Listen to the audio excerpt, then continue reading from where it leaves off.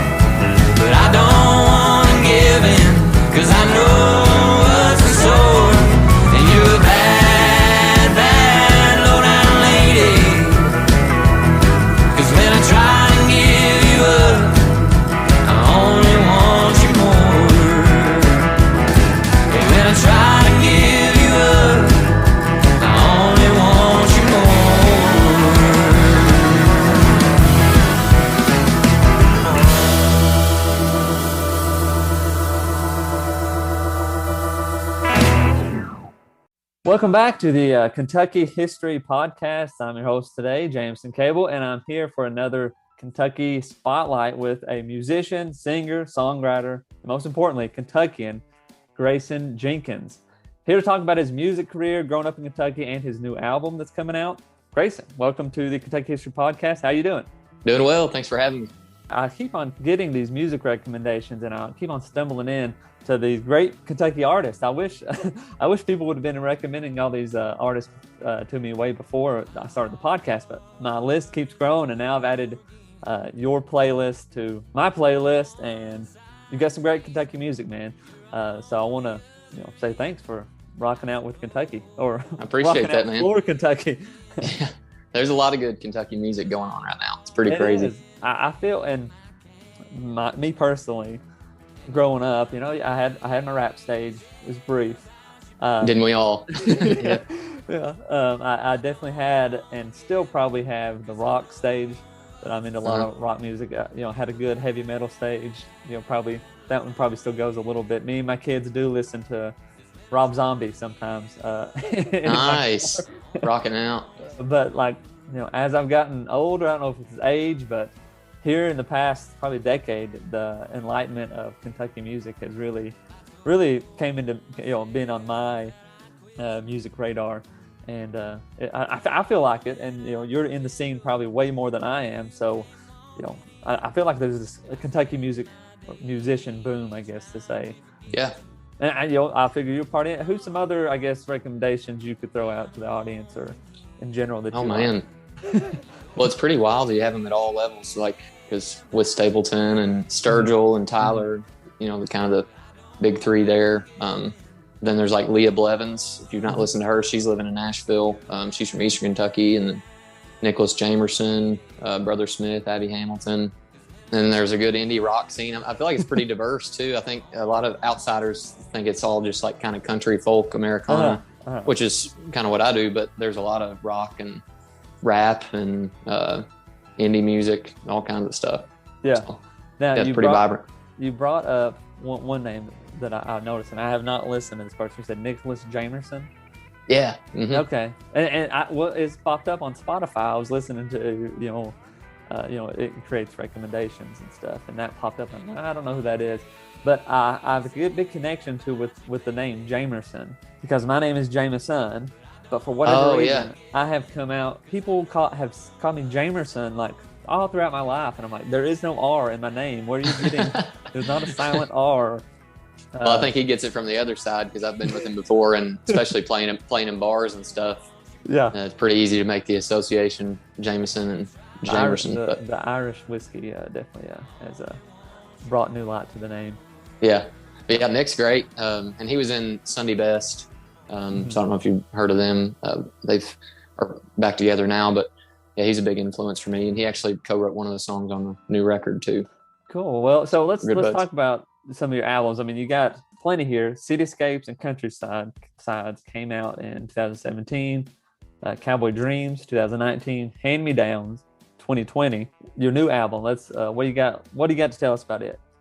Yeah, it's going to be called Turning Tides, and been working on it for a while. COVID, like everybody, it's just like hit pause on everything. So it gave me a little more time to kind of think about the album and add some stuff to it. So looking back, I'm really thankful. It gave me more time to plan and to get it out the way that I wanted to. But it's 10 songs. We're going to start putting out songs this summer, and then it'll come out August 27th. Okay. I would say it's, I call it like, it's country rock. There's some blues element. There's some bluegrass elements. It's kind of a hybrid. A little bit of singer-songwriter. So a little bit mixed bag, I guess. Yeah. How long? The common question, of course, with everybody is how has COVID treated you, and all that. How was it during the big mess to, kind of be shut out? Musicians. A big part of being a musician is traveling and going to shows and so forth. But that was all just shut down. I guess you spend your time writing music. Is that how it went? Yeah, wrote a lot of music. It was kind of weird though. Would go in spells because I don't know, it's hard to write when you don't feel like you have anything you're working for, and the pandemic just kept dragging on and on and on. And so at the beginning, I think there was like this flurry of songwriting, but then the longer it went, it was like, well, this is just really damn depressing. And, picking up another job and stuff, and it's like income, and then you find yourself interested in other things. And if you're not going to play every weekend, it's kind of hard to remember that you're a musician. So I battled some of that, but it's nice getting back into it. And I keep saying it's getting my sea legs back a little bit because it just 14, 16 months, whatever we're at now, that's a long time to take off from a full-time kind of gig like it was. Yeah. Which, we'll talk about some tour dates and all that stuff here in a little bit. I understand what you're saying because, and it's really a reverse thing. So COVID hit, and I had kind of some ideas about like what I wanted to do with the podcast and those sorts of things. And then COVID hit, and it's like, well, I can either sit around here or I can actually Zoom. Created this whole other avenue. It's like, okay, so I can actually, connect with somebody from Pikeville or down in Owensboro or wherever. I can actually, start doing those things with Zoom. And it was a terrible time, of course, because I was stuck at home and not much to do. But it kind of, I guess you got to find the positives and everything. But you bring up writing and how it was kind of a depressing time. how often do you, I guess, and I mean, it's probably an easy general question, but when you are writing or creating music, the stuff that's going on around you has a huge influence. Mm-hmm. Besides 2020, what have been influences, I guess, on you, or besides COVID, not 2020, but what's been some big influences, I guess, in your writing? I think everybody's influenced by their family, whether it's family or lack thereof, or relationships, good and bad, with significant others. Those are huge influences. But also, I think traveling has been a huge influence for me. And if I ever have found myself in a kind of a dry spell, writer's block, whatever you want to call it, if I take a long trip and like 2 weeks out camping in my van and seeing new places and meeting new people, that's going to stir some creative juices. So yeah, I'd say family, traveling, and then relationships, friends, family. And I'm also big on, like, growing up in Kentucky, there's so many turns of phrases and just interesting little sayings. And so my dad is just a library of those things. And so it's like from a young age, I was always drawn to those. Some I can say on a podcast, some I can't. But I think I've always just been drawn to those little turns of phrases. And so that's huge songwriting and fodder for me. Like I told you before, been listening to a lot of your songs here lately. One of those a few of those. The first one was Whirl. I was listening to that one. Where did that one come from? I kind of, as one that kind of caught on me, I guess, if I'm picking favorites. I know it's hard for a musician to pick favorites, but if I was picking favorites, that's one of the top ones. But go ahead. Oh, nice. That was one of the first ones I wrote, actually, probably first 5 or 10. I was still in college, and a turn of phrase, like, I used to always say, like, I'll give that a whirl. And now I just sound like an idiot when I say it because I have a song. It's like I'm just promoting my own song. It's like, well, I took that phrase out of my vernacular. But I was sitting down and had that phrase in mind, and I think I was driving. And then my sister and brother-in-law, they've been dating since high school, kind of a model relationship, kind of an anomaly, honestly, in today's world. It's rare that somebody gets together in high school and stays together and gets married and all that stuff. And so I wrote it just kind of based on their relationship, not my own. And then it started out with just that phrase and wrote around that. Yeah, well, wouldn't that be nice is the other one that I really like, but that's another one of those phrases. Yeah. Well, that's a cool one. Actually, History Podcast, I wrote that song. I had a friend who was working, getting her master's in oral history at NKU, I think. She now lives in DC, but she was writing. She's from Muhlenberg County too, and so she was doing it about Paradise, Kentucky. Yeah. And so she asked me to write a song from the perspective of the people who got displaced. And so honestly, that was one of the most fun, because it's rare that you get like a prompt, somebody, not like a staff writer or anything like that. So it was cool that she gave me a prompt and then wrote the song around that. Yeah, that is pretty cool. Another question. Kentucky songs. I mean, you got a few Kentucky songs, right? I mean, those are gotta have them. You gotta have them, yeah. And I'm running a blank. You'll probably remember them. Getting Lucky in Kentucky. I know that's a phrase. Oh, Somewhere in Kentucky. There you go. Yeah. That I didn't write that one. That's Greg Austin. I don't know if you've ever heard of him. He was part of the crew that started Austin City, but he was like a troubadour. Probably started in the 70s. He was Kentucky Mr. Basketball. Oh, wow. Played at Auburn. His big joke that I used to play with him down at Henry Clay's Public House, and his big joke was that he held Pistol Pete Maravich to 44 points. Because I think he was averaging like 47 at the time. He held him to 44. Yeah. But he wrote that song back in the 80s, I guess, and I heard it. He played it.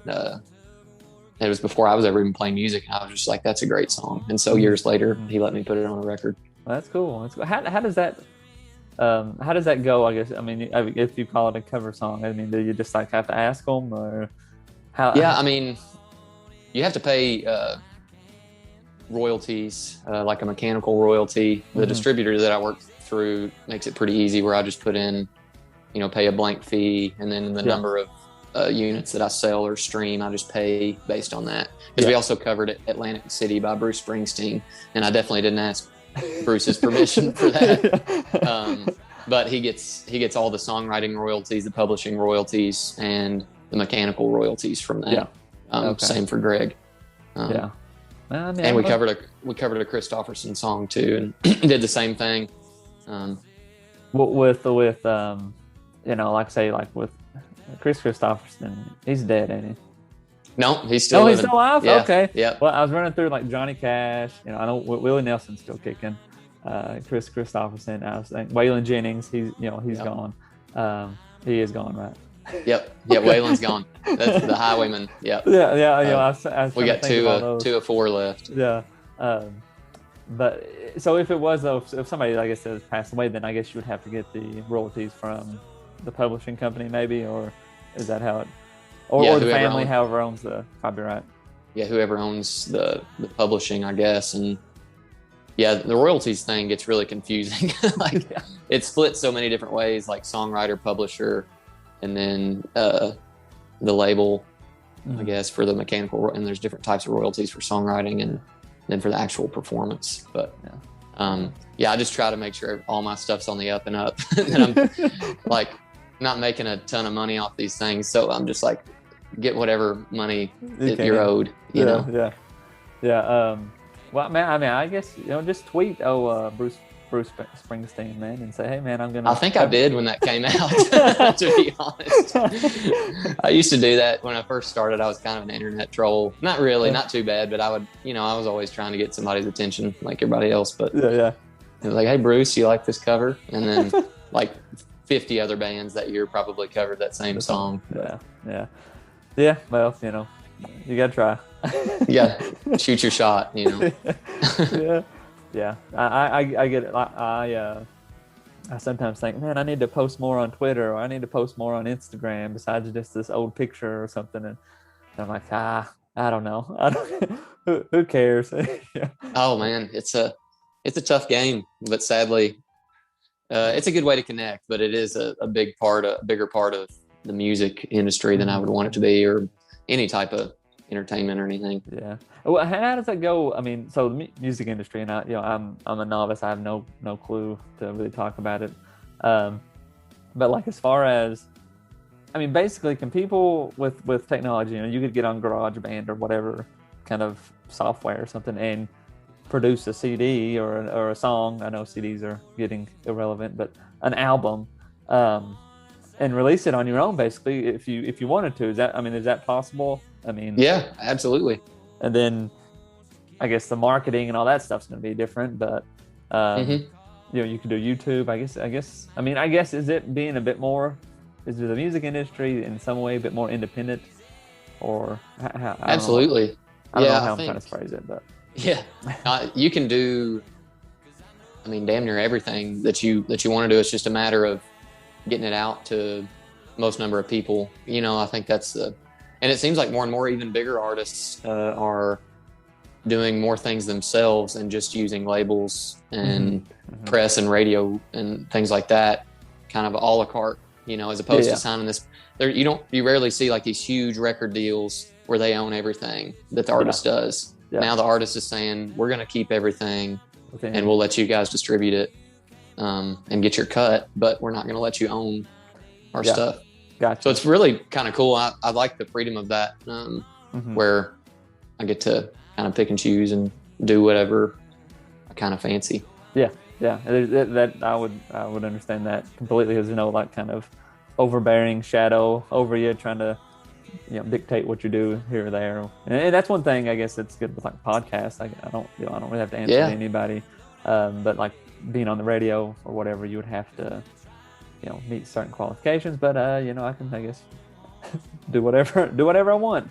It's a freeing thing, and you just get to create, which I think is cool, not within any kind of box or anything like that. And that's where I guess social media, the connector and the destroyer of us all, social media comes in. I think the next generation will be better. Or later generations will probably have a better grasp on it, because it's like we were the first generation that basically got handed cigarettes. You know, that's what social media is to us. It's like, let's just burn it up, smoke as many as you can, and then 50 years from now, it's actually terrible for your mental health. Yeah. This is all when we're in our 60s and we've lost our mind, they're like, oh yeah, you shouldn't have been doing that the whole time. Exactly. And your thumb's going to fall off actually. So yeah, well, people, when I first started the podcast, we just did the typical podcast. You could get it on most platforms, and it's available on most platforms, major platforms for sure. But then the social media aspect of it, like, I had a Facebook page, and it's like, well, you need to get Instagram.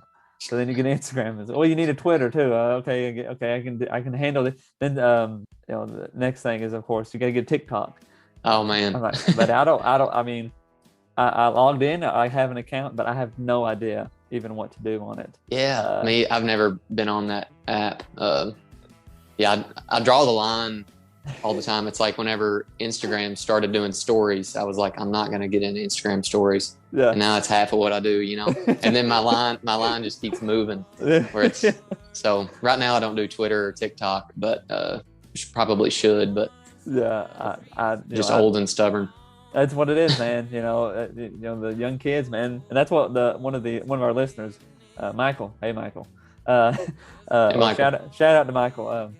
He's like, you gotta get on TikTok, and I'm like, man, I have no idea what to even do. I was like, there are videos, there's dancing, there's young people. I don't know how to do with all that. I don't know, but I have an account. I've got a younger bandmate who's on there all the time. I mean, yeah, he is always on TikTok, but I was like, man, I'm just gonna hire you to make some video, because I don't have any desire to learn that platform. That's what it is, man. I mean, just getting older, you can't teach an old dog new tricks. That's what it really is. Like Instagram, I would get on there and I'm like, well, I just want to make a post. I don't want to put a picture. I just want to like, hey, what's up? And they're like, yeah, you have to have a picture. Oh gosh. So then I have to go make a picture or get a picture or something. And, Facebook, man, I was on Facebook before, whenever you only had to be a college kid to be on Facebook.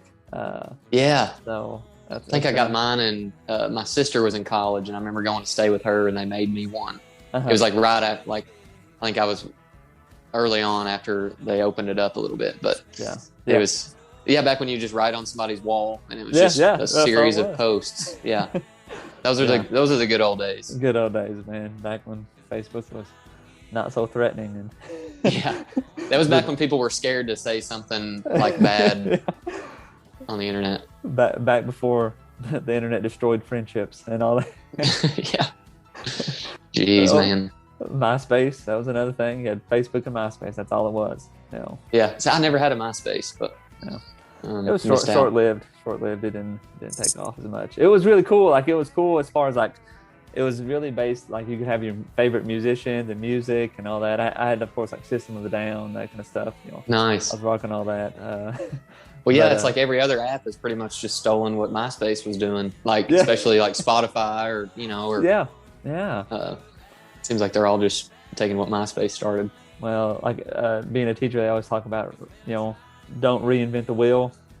And I feel like that's what all these apps are doing, is that they're just not reinventing the wheel. They're just taking something that somebody else has created and making some sort of altering it in some sort of way. And you're like, oh man, that's so cool. And then the kids get into it and it gets popular, and then us older folks have to figure it out. And I mean, keep up with the times. I know it's not too hard to, or not. It's not too hard to make a 10-second video, but I just really don't want to. Yeah. Well, yeah, to make a good 10-second video would take you 30 minutes or something. You end up editing it or whatever. It's like this took way longer than needed it to. Yep. Yeah. Anyway, that's our social media rant. Yeah, our rant. Yeah. Speaking of your songs, your music, do you have a favorite song that you just love getting out there and playing, above all the rest? Or is it just, are all of them equal in your eyes, I guess? Yeah, I mean, it's songwriters are notorious for loving their most recent song that they've written. Yeah. And there's something about that feeling of the first few times that you play a song live, and seeing how the crowd reacts. So that's usually really fun. If I'm, don't want to, a show feels like it's kind of sluggish, or I feel like I'm kind of sluggish. It's like, we'll play a new song, and then that'll get you're going to be on your A game probably. Yeah. So yeah. I like that. The title track off the new album, Turning Tides, I've been enjoying playing that one. Mm-hmm. Mm-hmm. And looking forward to playing that with the full band and stuff this fall. That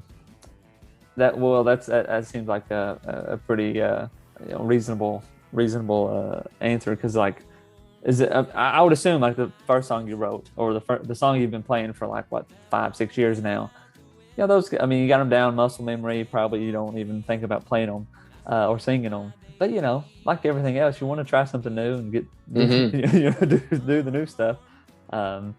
Even if I can only I think of like one hit wonders that like put out their one song, and like that's the only song they ever play. Yeah. And I'm like, man, it's got to be terrible. It's got to be so bad. Even though that's the song everybody's waiting for, and if they don't play it, they're gonna be booed off stage, or people are gonna be. Isn't that crazy? That'd be a really tough place to be, or you'd just be kind of under the shadow of that one song your whole career. And of course, I'm trying to think of one off the top of my head, but I can't, because I always think of there's some quote from the guy that wrote "I'll Be," was like "I'll be your crying shoulder." That guy, yeah. He's like, he said he like doesn't care, because he's like, well, they're here, they're paying for tickets or whatever, and it's like you'd almost have to have that perspective. Yeah. I think of like too, like if you had some of those actors or actresses that like have that one role, like Harry Potter, the Daniel Radcliffe. That's the first one that came to mind for me. like Harry Potter. Yeah, he said the same thing. Like he's like, I think somebody asked him like, does it ever get frustrating that everybody comes up to you and just wants to talk about Harry Potter? And he's like, well, no. He's like, I understand that it does for some people, but like, it's like, that's what I'm famous for. He's like, that's what people are going to know me for. He's like, so I might as well embrace it and be happy about it. So yeah, you'd have to go through probably some growing pains to get to that place, but you just have to appreciate that you made something awesome, I guess. Yeah, even if it's that one thing, man. It's awesome. Anyway, Harry Potter. I like Harry Potter. So same. Growing up in Kentucky, do you got any good like just Kentucky stories you could share with us? Like, I mean, if you can't share them online, I guess you can. I'll put them on the I'll put them on the Patreon, or if they're too vulgar, anything like that. Yeah. I got mine, but I'll keep them under wraps. I am a teacher. Don't want them all to get out. I'll put them on the Patreon, I guess, if that goes. But you got any good ones? Man, that's a good question. I always go back to home. I grew up in a small town, and so I think me and so many of my friends, just you had to find ways to entertain yourself. Like I grew up on a farm, and so it was like always. Like I was just talking with my girlfriend the other day and talking about crazy stuff we used to do. We'd have BB gun fights and like building little shacks in the woods and stuff like this. And paintball, you ever do paintball? I never did. My dad never would let me do paintball, but all my friends did. Yeah.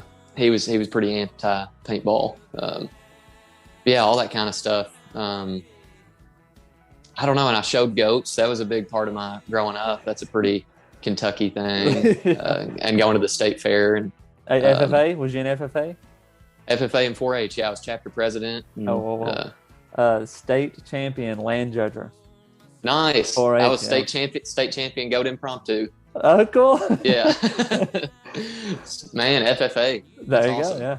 Really is a cool organization. Like it got me a lot of scholarships and public speaking and all that stuff. So. Oh yeah. Well, now I won 4-H.